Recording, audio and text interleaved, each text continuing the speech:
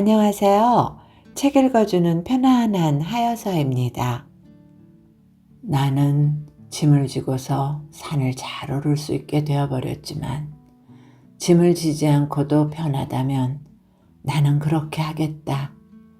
넌 짐을 지지 않고 산을 오르기가 편하게 습관이 되었으면 좋겠다.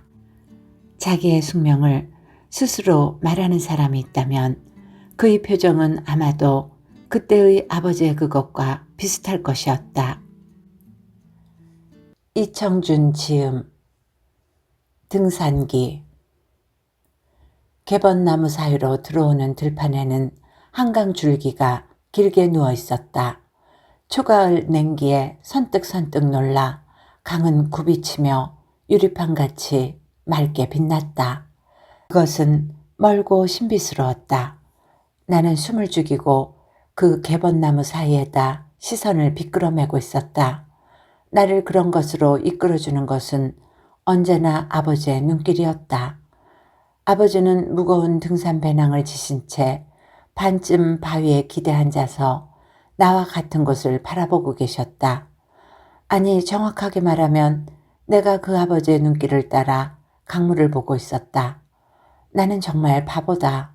고등학교 여학생이 된 뒤로 대학 4학년이 된 지금까지 7년 동안 아버지를 따라 산을 오르면서도 내 눈은 아무것도 볼 줄을 모른다. 봄에는 아지랑이가 짙어서 좋고 여름은 실록이 싱그럽고 산봉우리의 바람이 시원하고 가을은 또 단풍이 곱고 하는 식으로 산을 알고 있을 뿐이다. 그것은 햇수나 헤아리며 산을 다니는 내게는 오히려 산이 단조롭다는 이야기나 마찬가지다. 그러나 바로 그 산이 아버지의 눈길만 가닿으면 이상하게 모습이 변해갔다. 아버지의 눈길은 마술을 지닌 것인가? 산은 아버지의 눈길에 견디지 못하고 그 일상의 옷을 벗어 보이는 모양이었다. 아버지의 눈길이 닿는 곳, 아버지의 발길이 머무는 곳에는 예외 없이 신기로운 산의 정령이 숨을 쉬고 있었다.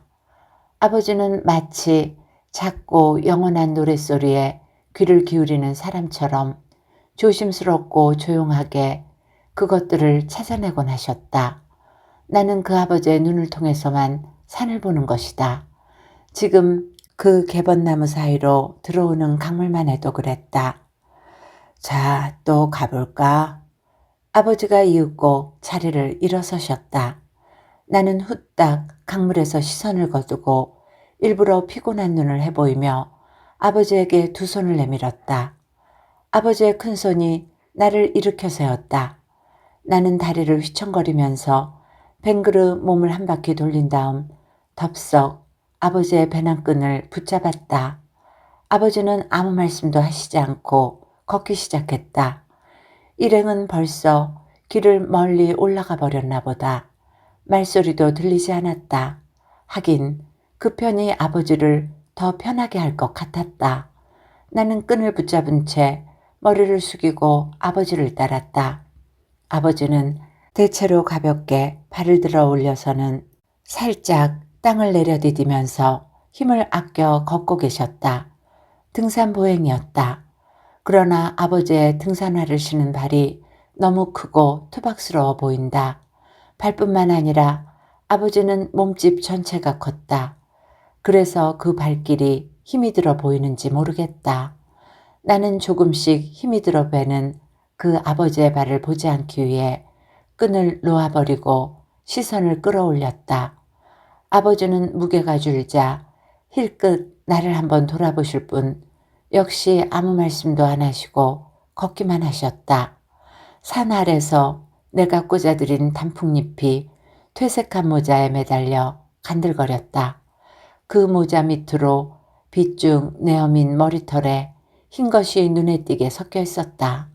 등산객은 차림새가 험하니까 한 가지는 화려한 색깔이 좋겠다고 하시면서 모처럼 목에다 두르시고 나온 색수건의 은옥색 바탕과 진홍 줄무늬가 그 흰머리털을 완강히 부인하고 있는 듯했다.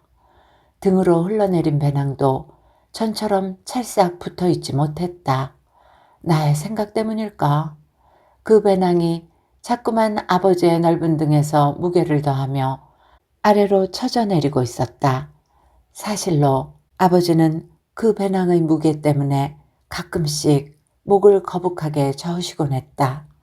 그러면 나의 눈에서도 아버지의 발걸음이 더욱 무거워지곤 했다. 아버지는 내가 싸들인 두꺼운 털 양말을 정강이까지 높이 신고 계셨다. 그런데 조금 뒤에 놀라운 일이 일어났다. 아니, 그것은 조금도 놀라워할 일이 아니었다. 산을 다니다 보면 누구에게나 또 언제나 있을 수 있는 일이었다. 아버지가 길 가운데 솟은 돌뿌리를 차고 몸을 조금 기우뚱하신 것이다. 정말 그것은 조금뿐이었다. 그런데 나는 어찌 된 셈인지 그 순간 몸에서 힘이 쭉 빠져나가도록 놀라고 있었다. 좀 쉬어서 갈까요? 엉겁결에 나는 그런 말까지 하고 말았다. 아버지가 가만히 한숨을 내쉬고 돌아서며 나를 쳐다보셨다. 조금만 가면 될 텐데. 말씀하시는 아버지의 눈길은 나의 머리 너머 산 아래에서 무엇인가를 찾고 계셨다. 그때야 나는 비로소 나의 실수를 깨달았다. 쉬어가자고 말한 것이 더 나빴다. 나는 정말 바보다. 천마산, 모르면 몰라도 그간 5번은 넘어 올랐으리라. 그런데도 나는 아직 점심 취사터조차 명념해두지 못하고 있었다. 아버지는 서울 근교의 모든 산에 대해 개울물이 끊어지는 지점을 알고 계셨다. 그곳은 대개 점심을 짓는 취사 지점으로 되어 있었다. 아버지는 심지어 계절 따라 달라지는 물의 높이까지 정확하게 구분하고 계셨다. 물이 없는 곳에서는 자세를 살펴서 물을 찾아내시기도 하였다. 뿐만 아니라 어느 산 어느 지점에서 폭우 같은 것을 만나도 아버지는 가장 가까운 대피소로 우리 S산후회 대원들을 신속하고 안전하게 안내해 가셨다. 서울 근교에 사는 1년 52주 동안을 한 번도 겹치지 않는 코스를 안내하실 정도였다. 아버지는 우리 등산회의 리더셨다. 아버지는 대학교 역사 교수시지만 세상에는 등산인으로 더 많이 알려지신 터였다. 그렇다고 어디에 산에 관한 이야기를 쓰신 일은 없었다. 그냥 묵묵히 산을 다니실 뿐 그것을 남에게 말하는 일도 별로 없으셨다. 그러시던 아버지가 어찌 된 일인지 몇 달쯤 전부터 다른 어떤 사람에게 리더를 대신케 하고 당신은 멀찌감치서 일행의 뒤를 따라다니기 시작했다. 나 역시 그 아버지와 함께 일행의 뒤쪽으로 떨어지지 않으면 안 되었다. 아버지의 기력은 그때부터 눈에 띄게 줄어드셨다. 그러나 다른 사람들이 그 아버지를 특별히 기다려주는 일은 없었다. 그들은 이 아버지의 기력을 눈치채지 못했을지도 모른다. 하지만 눈치를 챘더라도 그들이 아버지를 기다려주는 일은 없었을 것이다. 무엇보다 아버지 자신이 쇠퇴해가는 건강을 인정하려지 않으시는 것이다. 나는 가만히 아버지의 눈을 쳐다보았다. 거울같이 번들거리는 그 강을 보고 계시다가 나의 시선을 의식하자 아버지는 슬그머니 다시 돌아서 걷기 시작하셨다. 걸음걸이가 역시 여느 때보다 무거워 보였다. 정말로 아버지는 너무 갑자기 늙어버리시려는 것 같다. 왜 아버지는 지금 늙으시려는 것인가? 아버지에게는 이제 늙어도 좋을 만큼한 젊음이 없었다. 한 여자를 사랑했고 그리고 그 사랑이 지극히 서툴렀기 때문에 아버지는 다른 아무것도 하지 못한 채 젊음을 보내버리신 것이다. 하지만 그런 사실은 내가 대학 3학년이 되던 작년 봄에야 비로소 알 수 있었다. 고향을 북쪽에 둔 아버지는 어머니가 죽었다고만 했고 내가 여학생이 되면서부터 응석으로 어머니를 갖게 해달라고 말해도 아버지는 그저 웃기만 하셨다. 나는 그런 식으로 아무것도 모르고 지내온 셈이었다. 그런데 작년 봄 어느 날, 그날도 날씨가 매우 청명한 일요일이었는데 아버지는 저녁 무렵 산을 다녀오시다 당신의 고향 친구라는 분의 집에 들르신 일이 있었다. 그날 아버지는 술상을 편 아랫방에서 무엇인가 그 친구분으로부터 오래 졸림을 당하고 계셨고 나는 안방 마루에 앉아 그댁 아주머니의 이상하게 조심스런 곁눈질을 자주 느끼고 있었다. 그러다 내가 문득 아주머니에게 사연을 묻게 됐다. 아주머니는 눈을 크게 뜨고 나의 손을 잡았으나 나중에는 이제 내 나이엔 알아도 좋을 일이라며 나의 어머니에 대해 뜻밖의 이야기를 해주셨다. 아버지는 펑 늦게야 집안 어른들의 주선에 따라 어떤 여자를 사랑했고 그리고 결혼을 하게 되셨댔다. 그런데 그 여자가 나를 낳고 얼마 안 있다 어떤 다른 남자와 만주로 압록강을 건너고 말았다고. 알고 보니 어머니는 처녀 쪽부터 그 남자와 마음을 주고받아온 처지였다고. 아버지는 아무것도 모르고 그 여자를 사랑했을 뿐이었고 또 나를 낳으신 것이었다. 그리고 그 여자가 떠나간 것은 당신의 사랑이 몹시 서툴렀기 때문이었을 거라며 아버지는 그 여자를 너무 일찍 용서해 버리셨다고. 그리고 그런 당신의 서투른 방법으론 다시 다른 여자를 사랑할 수가 없다며 아버지는 대신 산을 다니기 시작하셨다는 것이다. 내가 철이 들기 전에는 다른 생각을 않겠다며 재혼을 권하는 친구분껜 한사코 귀조차 주려 하질 않아오셨다고. 아버지의 친구분들은 늘 그 여자와 산과 나를 포함한 모든 아버지의 환각으로부터 당신을 빼앗아내어 새로운 생활을 마련해주고자 했지만 그 일이 번번이 허사가 되어 왔노라고. 그날 밤 나는 집으로 돌아오자 아버지에게 따지듯이 물었다. 아버지는 그 여자를 그렇게 지극히 사랑했었느냐고.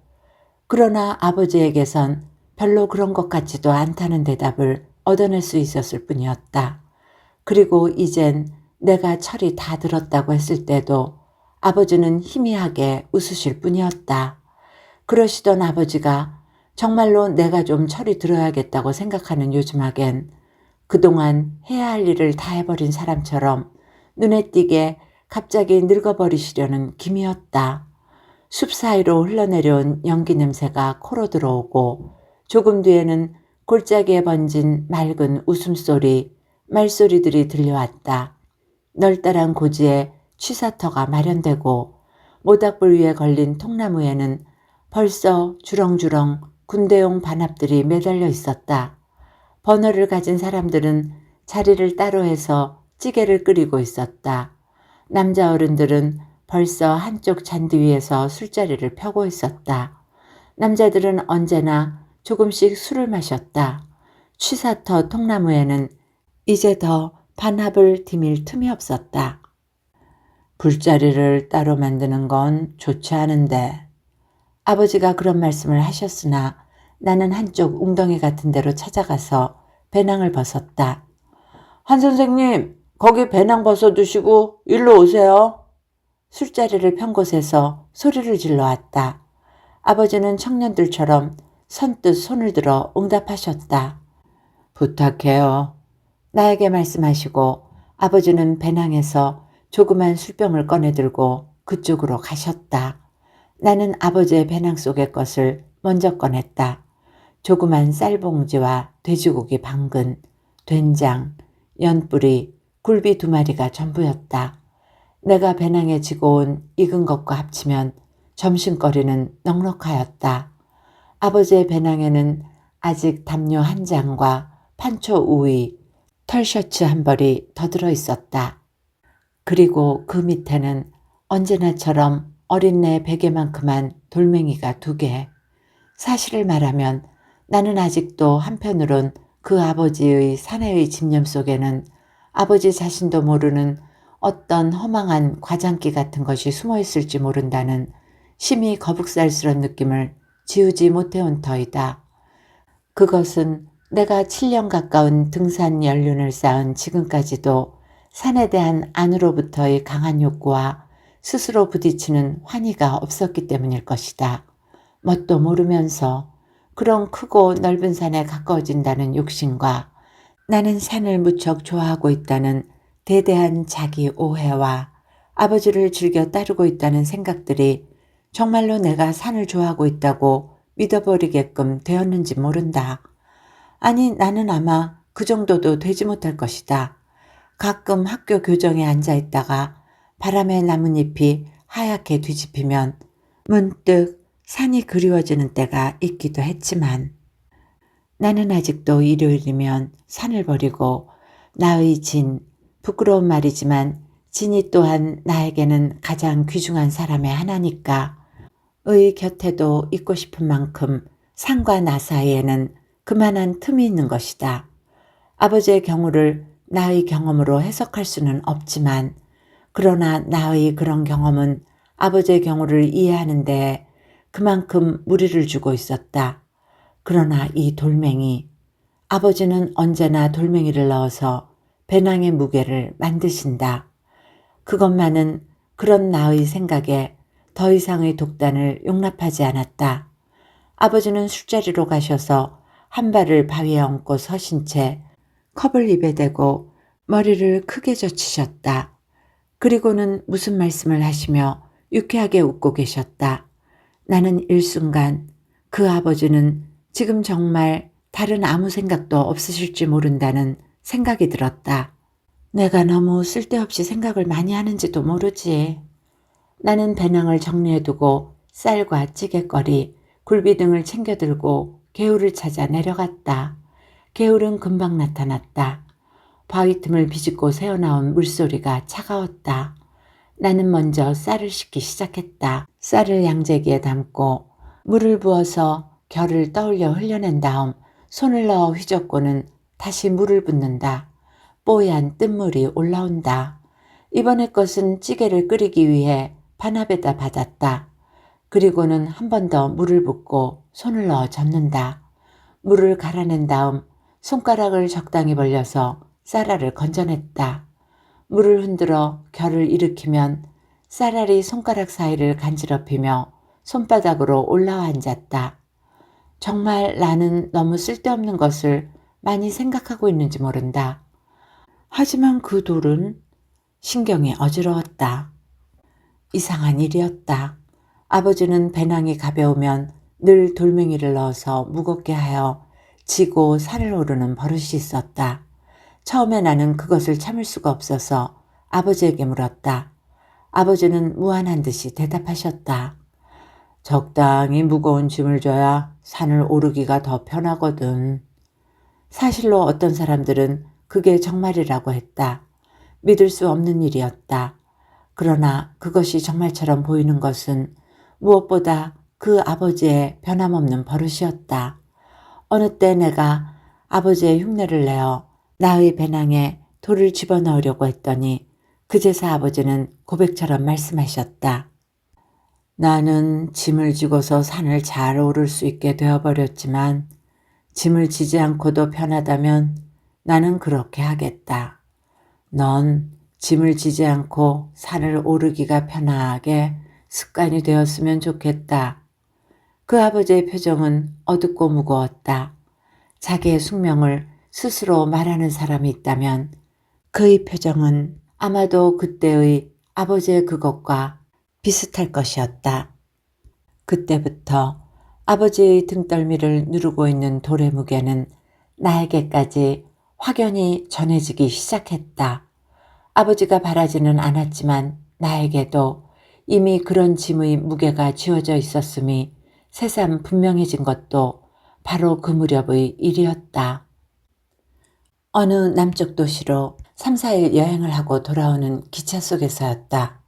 나는 몸집이 작기 때문에 기차의 2인용 좌석을 아무리 넓게 앉아도 늘 자리의 한쪽 구석이 남아서 입석 손님이 나의 주위를 기웃거리게 마련이었다. 내가 새침한 얼굴의 여자가 아니었다면 나는 그 남은 자리 때문에 좀 더 신경을 써야 했을 것이다. 그러나 대부분의 남자들은 하필 여자인 나에게 선뜻 자리를 양해받으려 나설 만큼 대범하지 못했다. 그런데 그날은 입석 손님이 거의 없을 만큼 차, 속이 한산한데도 나의 좌석 옆 통로엔 줄곧 젊은 장교 한 사람이 등받이에 몸을 기대고 서 있었다. 나는 그 장교가 필경은 자리를 얻으려고 말을 해올 것이라 단정하고 거절의 말을 준비하고 있었다. 한여름 커튼도 없는 좌석에 도저히 세 사람이 몸을 대고 앉을 수는 없었다. 유리창 쪽 자리에는 살이 두꺼운 중년 신사가 얼굴을 볕에 내맡겨 놓고 자고 있었다. 나는 만약 장교가 자리를 물어오면 이분에게도 양해를 구하세요 하고 그 신사를 가리킬 작정이었다. 그래도 장교가 부득부득 청을 해온다면 그때는 아예 내 쪽에서 자리를 일어서 버리는 신용을 해보일 참이었다. 그런데 그렇게 몇 참이 지나도록 젊은 장교는 영 자리를 물어오지 않았다. 참다 못해 슬쩍 곁눈질을 해보니 그는 기대어 선 채로 끄덕끄덕 졸고 있었다. 나는 이제 나의 예상이 들어맞아 올 때가 멀지 않았다고 생각하며 다시 마음을 도사렸다. 그리고는 나도 눈을 감고 자는 척하기 시작했다. 잠이 올 리 없었다. 찰칵악 찰칵악 차바퀴 소리와 그 사이사이로 천장에서 게으르게 돌아가고 있는 선풍기 소리가 장교 쪽으로 뻗친 내 신경을 더욱 예민하게 해왔다. 그렇게 또 한참이 지나도 장교는 여전히 다른 기척이 없었다. 나는 할 수 없이 다시 눈을 뜨고 장교를 곁눈질해 보았다. 여전히 끄덕끄덕 졸고만 있었다. 그의 머리가 천장의 선풍기 회전 주기만큼씩의 시간을 두고 천천히 아래로 떨어졌다가 다시 잽싸게 쳐들려 올라가곤 했다. 나는 갑자기 더 피곤해졌다. 그리고 내 쪽에서 외려 그 장교의 청을 기다리고 있는 것 같은 생각이 들었다. 이제 통로에 서 있는 사람은 오직 장교 한 사람뿐이었다. 나는 차라리 그가 빨리 말을 해왔으면 싶었다. 날씨가 더운 탓도 있었지만 그렇다고 새삼스럽게 자리를 권하고 나설 수도 없었다. 나는 이상한 힘에 잔뜩 짓눌려 있는 것처럼 답답하고 피곤했다. 그가 어디로 가주거나 나의 여행이 빨리 끝나기를 기다리는 수밖에 없었다. 결국 기차가 서울역에 닿을 때까지 3시간 동안 그 장교는 줄곧 나의 곁에만 서 있었고 기차가 멎었을 때야 나는 겨우 머리를 들고 도망치듯 역을 빠져나왔다. 그런데 그날 집으로 가서 아버지를 보게 되자 나는 잠시 홀가분해졌던 기분이 다시 가라앉고 말았다. 내가 집을 비운 3, 4일 동안 아버지는 어디라 말할 수 없이 정결감을 잃고 계셨다. 하나하나 뜯어보면 별로 그런 것 같지도 않은데 나는 대뜸 아버지에게서 그런 기분이 느껴졌다. 나는 다시 기차에서의 그 답답하고 피곤한 기분이 되었다. 나 역시도 그간 짐을 지고 있었구나. 문득 나는 그렇게 생각했다. 그러나 아버지는 나의 그런 기분을 아실 턱이 없었다. 더구나 그 후로 내가 아버지와 진 사이에서 얼마나 괴로움을 당하고 있는지는 아버지로선 정말 상상도 못하실 일이었다. 씻은 것들을 챙겨가지고 올라가니 아버지는 그 사이 나무 조각들을 모아다 놓고 불을 만들고 계셨다. 나무가 죽어서 불이 잘 붙지 않는 모양이었다. 아버지는 무릎을 꿇고 엎드려 바닥을 후후 불고 계셨다. 나무는 아버지의 풀무질 같은 입바람에 한참 연기를 뿜다가 훅 소리를 내며 겨우 불이 붙었다. 그제서야 아버지는 머리를 들고 물러서셨다. 술을 마신 탓도 있겠지만 아버지 얼굴이 벌겋게 상기되어 있었다. 아버지는 연기를 주세어 충혈된 눈을 찔끔찔끔 짜고 계셨다. 나는 그 아버지의 눈을 보자 까닭 없이 눈물이 나올 것 같아 얼른 고개를 돌려버렸다. 반합을 집어다 가는 통나무에 꿰어 불 위에 얹었다. 그리고 조금씩 생겨난 알부를 후벼내어 그 위엔 굴비를 얹었다. 한 선생님, 점심 드십시다. 이리 오십시오. 저쪽 남자들은 벌써들 점심을 먹고 있었다. 먼저들 하십시오. 우린 아직. 아버지는 말씀하시며 목수건으로 얼굴을 훔치셨다. 맛있는 게 있으신 모양이군요. 따로 그러시는 거 보니. 그들은 우리를 더 부르지 않았다. 나는 나무를 토각토각 부러뜨려 불로 던져 넣었다.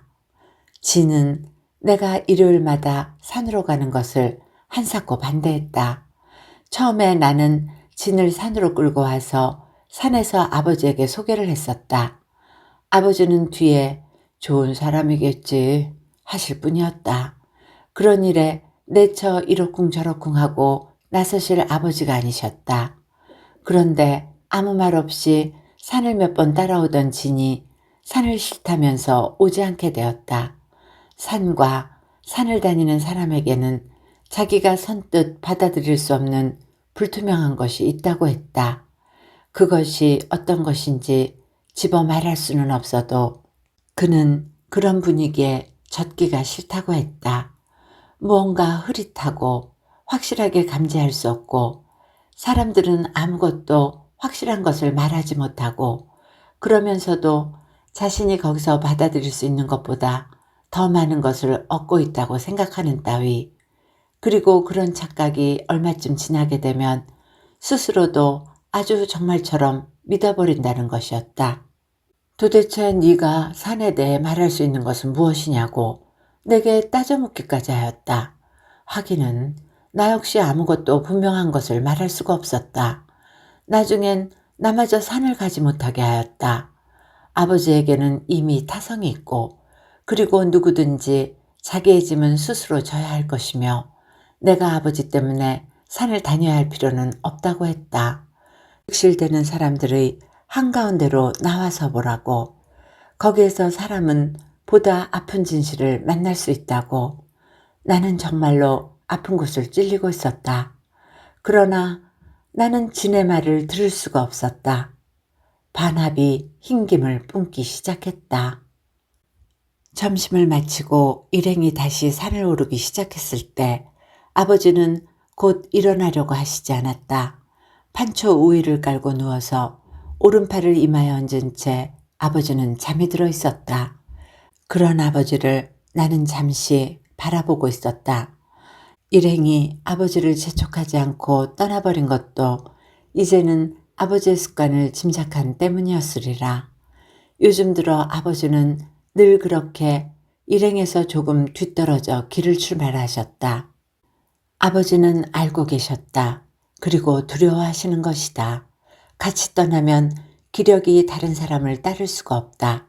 처음부터 뒤를 따라감으로써 그들보다 먼저 지쳐서 뒤로 물러난다는 사실에서 조심스럽게 자신을 피하고 계신 것이었다. 아버지는 자기의 쇠퇴해가는 기력이 남에게 또는 당신 스스로에게 확인되지 않도록 애를 쓰고 계신 것이다. 그러니까 지금 아버지를 깨워드린다고 해도 아버지는 자신도 의식하지 못한 구실을 붙여 출발을 지연시킬 게 분명했다. 위선이라는 말이 진의 말의 일면을 대신할 수 있다면 그것은 정말일는지도 모른다. 그렇다고 그의 말을 받아들일 수 있을 것인가? 다시 말하지만 나는 아직도 산을 모른다. 산은 내가 영원히 모르고 말 것인지도 모른다. 아버지를 통해 산을 숨쉬고 아버지의 눈을 통해 산을 느끼고 또 아버지의 귀를 통해서만 산의 이야기를 들을 뿐인 것이다. 그리고 진의 말처럼 나는 아버지를 위해서 진의 어떤 말도 거역해 버릴 만큼 나를 소중히 여기지도 않는 것도 아니다. 그렇다고 해도 지금 내가 산을 떠난다는 것은 바로 아버지에 대한 서글픈 배반이 아닐 수 있겠는가. 나는 말소리가 숲으로 사라지기를 기다리고 앉았다가 아버지를 흔들었다. 아버지는 깜짝 놀란 듯 일어나시더니 주위를 한번 둘러보시고는 배낭을 꾸리기 시작하였다. 배낭을 다 꾸리고 나자 아버지는 이번에도 그걸 다시 손저울질해보고 계셨다. 나는 조마조마했다. 짐작대로 아버지는 잠시 망설이는 기색이시더니 역시 사방을 두리번거리셨다. 아, 아버지는 또 돌을 찾고 계신 거였다. 아버지는 배낭의 무게에 대해 유난히 민감하셨다. 더구나 요즘 아버지는 노약 증세 때문에 감당하기 힘들어지는 모든 일에 대해 스스로를 용납하지 않으시려고 했다. 그 목수건만 해도 그랬다. 아버지는 색깔의 대비를 별로 좋아하지 않으셨다. 아버지 자신의 등산복은 물론 나의 빨강과 노랑의 상하이에 대해서도 별로 칭찬을 해주지 않으시던 아버지였다. 그런데 그 아버지가 오늘 아침은 갑자기 목수건을 화려한 색깔로 택하셨다. 한 발자국 한 발자국 소리 없이 다가와서 아버지와 친해지려 하는 노년을 아버지는 머리와 팔다리, 온몸으로 한사코 거부하고 계신 것 같았다. 그러나 한 발자국 앞으로 나서면 그것은 다시 물러서는 법이 없었다. 아버지는 조그만 돌을 하나 더 배낭에 넣고 끈을 매셨다. 그리고는 그것을 쥐고 걷기 시작했다. 천마산 주봉에서 3분의 2쯤 되는 지점이었다. 어쨌든 아버지는 내가 어느 땐가는 아버지를 떠나고 말리라는 생각을 해본 적이 있으실까? 진에 대해서는 이야기하시지도 않고 묻지도 않으신다. 그것이 나를 더 답답하게 했다. 만주로 갔다는 어머니의 이야기를 하시는 일도 없었고 내가 철이 들어간다고 이제 새삼스럽게 아버지 자신의 일을 생각하려고 하시는 것 같지도 않았다. 누구를 원망하지도 비난하지도 않고 일요일마다 묵묵히 산을 오르실 뿐이었다. 지는 어느 때 그런 아버지를 가리켜 잠에서 반절쯤 깨어난 사람 같다고 좀 심하게 비꼬았다. 그리고 그런 잠에서 깜짝 놀라 깨어나 눈부신 햇빛을 보도록 아버지 가슴에 파란 독침을 놓아드려야 한다고도 했다. 아버지와 진의 양쪽을 다 이해할 수 있다는 것은 나의 가장 큰 괴로움이었다. 진은 오직 나는 나이기 위해서만 생각하라고 충고했다. 하지만 그 나라는 것은 아버지를 실망시켜드릴 위험성이 있다는 것을 지울 수 없었다. 아버지가 발을 멈추고 길섭에서 지금 막 노랑이 갈색으로 바뀌어가는 맹감잎을 들여다보고 계셨다. 그 잎에 온몸을 반짝이며 볕을 받고 있는 청개구리가 한 마리 앉아 있었다. 조금 뒤에는 아버지는 다시 발뿌리를 휘집어서 뽀얀 도토리알을 찾아내셨다. 그런 모든 아버지의 거동은 지나치게 여유가 있고 한가해서 오히려 아버지의 생각이 다른 데에 머물러 있는 것 같았다. 능선으로 올라서자 일행이 벌써 건너편 주봉 능선을 오르고 있는 것이 보였다. 대열에 섞인 여자들의 노랑, 진홍의 등산복 빛깔이 가슴이 서늘하도록 고왔다. 그 능선 너머로 비껴 흐르고 있는 하늘이 호심처럼 맑고 차가웠다. 그 사이 멀리들 갔구나. 아버지는 일행을 보시더니 손나팔을 만드셨다. 그리고 배를 한번 내밀었다가는 야, 오! 끓어오르는 힘으로 산을 흔들었다. 길게 울리는 소리가 건너편 능선을 넘어가자 대열이 멎었다. 야호! 메아리처럼 소리가 건너왔다. 야, 오! 아버지는 더 크게 힘을 뽑으셨다. 소리가 꼬리를 달고 골짜기의 대기를 헤엄쳐 건너갔다. 또 소리가 건너왔다. 아버지는 그 소리를 쫓아보내듯 여오를 외쳐댔다. 광야의 하늘을 향해 포효하는 맹수의 자세가 그런 것일까? 그렇게 아버지는 산을 울렸다. 마치 아버지의 속에 어떤 무거운 것에 눌린 아픔이 쉴 사이 없이 차올라서 그것을 쏟아내지 않고는 한 걸음도 더 걸을 수 없는 것처럼 힘을 너무 뽑은 탓인지 아버지 눈은 충혈되어 금방 눈물이 돋아나올 것 같았다. 건너편 대열은 한 곳에 모여 주저앉았다. 아버지 가세요. 나는 조용히 말씀드렸다. 우리를 기다리는구나. 말씀하시고 아버지는 이제 수많은 전투를 추억으로 지닌 채 그 퇴역식에서 병사들의 마지막 분열을 받고 있는 늙은 장군처럼 감회 어린 표정으로 골짜기를 건너다 보고 계셨다. 아버지 가세요. 나의 재촉에 아버지는 마지못해 걸음을 옮기셨다. 그러나 나는 속으로 놀라지 않을 수 없었다. 아버지는 골짜기를 건너 일행을 쫓는 길을 버리고 곧장 이쪽 산봉우리로 향하는 길을 가고 계셨다. 모르고 나서실 턱이 없었다. 이 봉우리는 천마산의 주봉이 아니었다. 아버지!